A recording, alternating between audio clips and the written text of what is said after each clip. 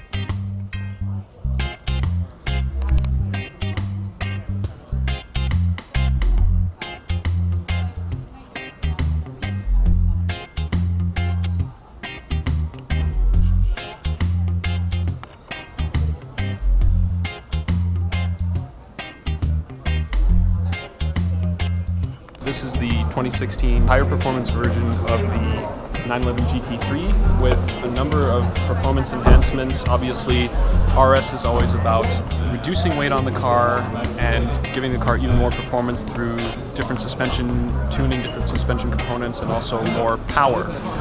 So this car has a 4-liter version of our naturally aspirated flat six engine with a longer stroke compared to the regular GT3. It makes 500 horsepower as a result instead of the 475 the regular GT3 makes. It doesn't rev quite as high because the power band is kind of different. It's a torquier engine. It still revs to 8,800. It doesn't rev to 9,000 like the regular GT3, but that's because it doesn't need to. We've actually done tests with having the engine rev to 9,000 or even beyond that, and it was actually slower than having the power band shift at 8,800. So a 4-liter engine, 500 horsepower, more power than the 25 more horsepower than the regular GT3. Next, you'll notice the 911 turbo body. It's wider than the regular GT3s, and the vents in the rear fenders that are there to cool the intercoolers on the 911 turbo are actually the ram air vents that feed air to the engine in this case. And what that does is give you an additional 10 horsepower at high speeds due to the ram air charge effect. Obviously, RS has also been about lightweight, so this car has a lot of kind of carbon fiber bits, like the front fenders and the front hood. And the real innovation here is the magnesium roof with the recess in the middle. It's never been used on a production car before, and it's actually even lighter than a carbon fiber roof would have been. It pays great dividends to lowering the center of gravity, getting the car even better performance.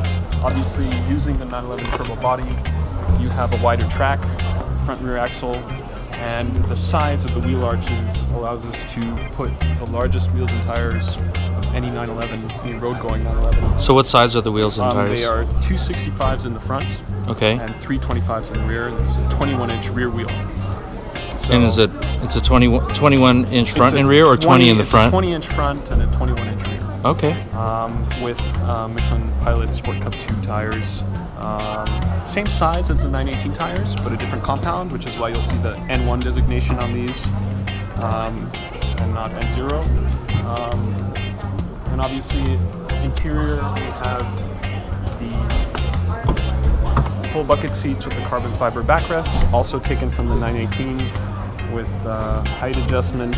An interesting feature on this car, you'll notice the center console bottom right is the pit speed button. So you press that button and you can vary your pit speed between 25 and 56 miles an hour, and the car will not go beyond that. So if you're on a track day or entering the pits and there's a pit speed limit there, you can use that feature. It's an interesting throwback to motorsports, kind of gives you the feeling of driving a race car.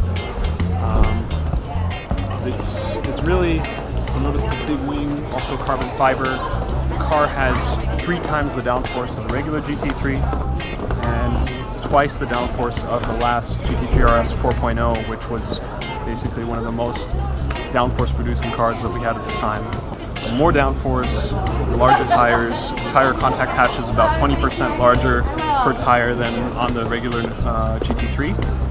And larger tires, more downforce, more power, really make this a really great track car, and it's lighter than the regular GT3 as well, in spite of all the larger body, larger tires, and so forth. So Awesome. really an all-encompassing performance enhancement over the regular GT3. Awesome. So is that it? That's it For this car? You mentioned the performance stats: 0 to 60 in 3.1, which is very impressive for a rear-wheel drive 500 horsepower car. Oh, yeah. It's top speed of 193 miles an hour, and it'll do the Nürburgring in below 7 minutes and 20 seconds. Wow. Which is also really impressive for a 500 horsepower And is car. this manufactured in Leipzig or? This is manufactured in Zuffenhausen. Oh, okay. Interesting. And so what else are you in? What other cars are you an expert on here? Expert on all of our sports cars. So obviously the world premiere is the 911 Targa 4 and Targa 4S. Mm-hmm. And obviously the another car that's big is the new 911 General. We have 3-liter turbo engines now in the 911, a lot more torque than the naturally aspirated engines that they replace, and also more efficient. So it really broadens the daily usability of that car even further, but it's not a big muscular torquey engine that you would have to be afraid of using in a sports car that takes away from that zippy character of the car. Mm-hmm. It revs to 7,500 RPM. Throttle response is very immediate, and it's really not any different than driving a naturally aspirated engine with the difference that you have a lot more torque and low RPM range. So it's really just an all-round improvement.